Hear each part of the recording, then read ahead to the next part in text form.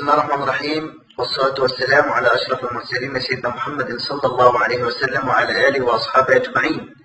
أهلا وسهلا ومرحبا بكم في تفسير أحلام العطال اسماعيل.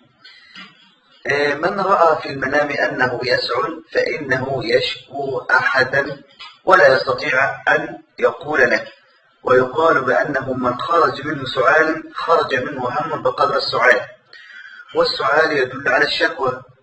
وفي مجمله يقال بأن السعال من رأى أنه يسعل وسعاله طال فإنه يشكو أحدا ولا يستطيع أن يذكره ولا يستطيع أن يقوله، كسلطان.